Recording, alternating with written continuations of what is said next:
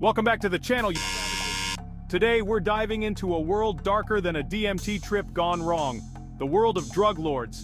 We're talking about the 10 most dangerous kingpins to ever walk the planet. The guys who ruled empires built on cocaine, heroin, and blood. Buckle up because we're about to get real.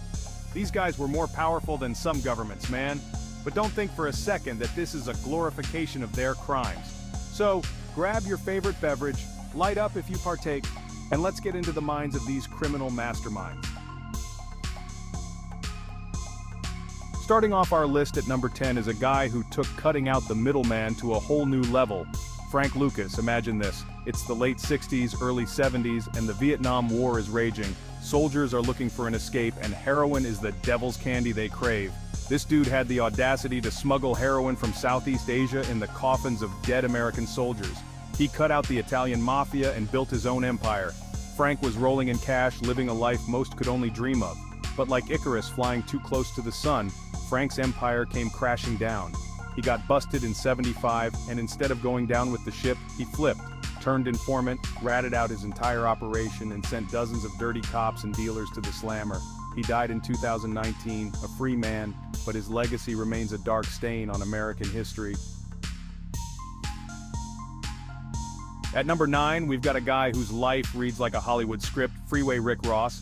This dude was a natural-born hustler, but his story isn't your typical rags to riches tale. Rick wasn't always a drug lord. He was a promising tennis player in his youth. But life had other plans for him. He dropped out and found his calling in the crack-infested streets of 80s Los Angeles. Rick built a cocaine empire that stretched across the country. The feds caught up to Rick in '96, giving him a life sentence. After serving almost 2 decades, Rick was released in 2009. Since then, he's been trying to make amends for his past. At number 8, we've got a guy who proves that absolute power corrupts absolutely. Manuel Noriega, the dictator of Panama. This wasn't just some 2-bit thug, this was a guy who ran a whole goddamn country, and he used that power to become one of the biggest drug traffickers in the world. Noriega was a master manipulator, playing both sides of the fence. The US got tired of his double dealing, and in 1989 they invaded Panama and took Noriega down. He died in 2017, a cautionary tale of what happens when power and greed collide. Hold on to your seats, folks, because at number 7 we've got the baddest bitch to ever grace the drug trade, Griselda Blanco, aka La Madrina, or the Black Widow. This woman was cold-blooded, ruthless, and richer than you could ever imagine. In the male-dominated world of the Colombian cartels, she carved out her own empire, becoming a key player in the Medellin cartel and a pioneer in the cocaine trade. Griselda was linked to hundreds, maybe even thousands of murders.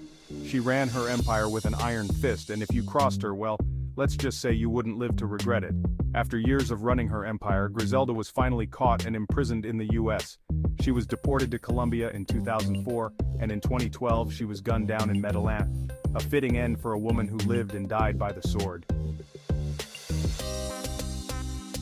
Number 6 on our list is a ghost, a phantom who's managed to evade capture for decades. Ismael Zambada Garcia, better known as El Mayo.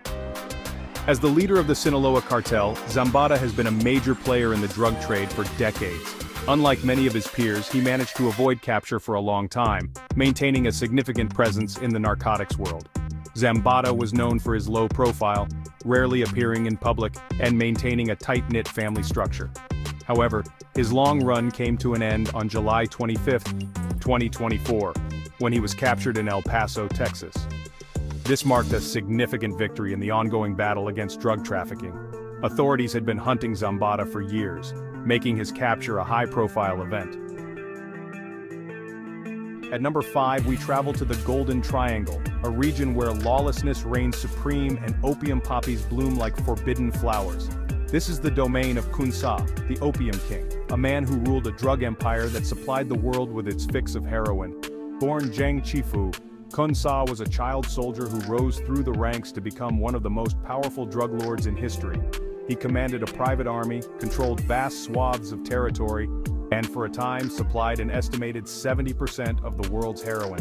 In 1996, after years of playing cat and mouse with the authorities, Gonzalo struck a deal with the Burmese government. He surrendered, disbanded his army, and lived out the rest of his days in relative comfort in Rangoon.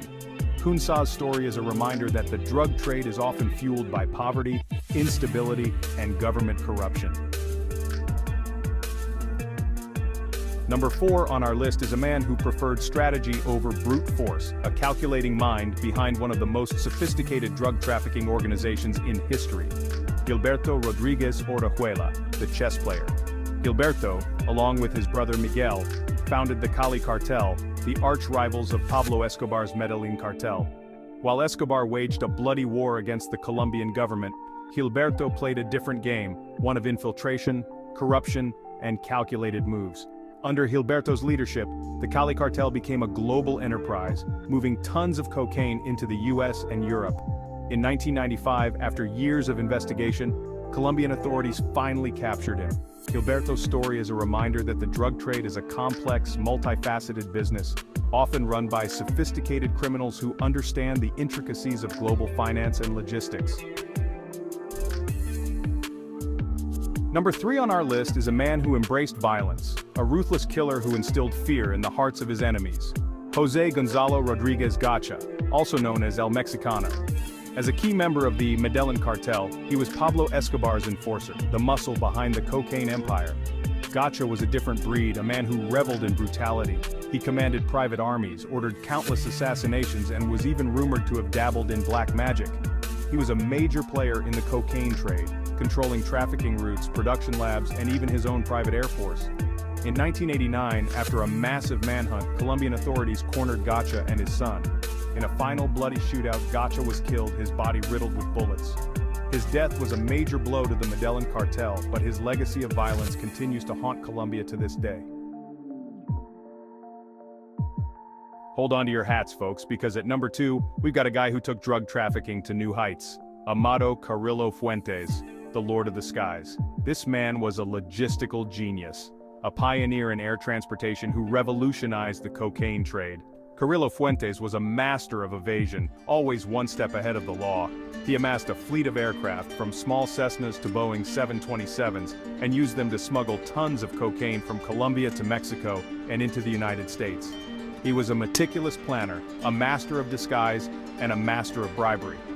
But in a cruel twist of fate, it was a botched plastic surgery operation that finally brought him down.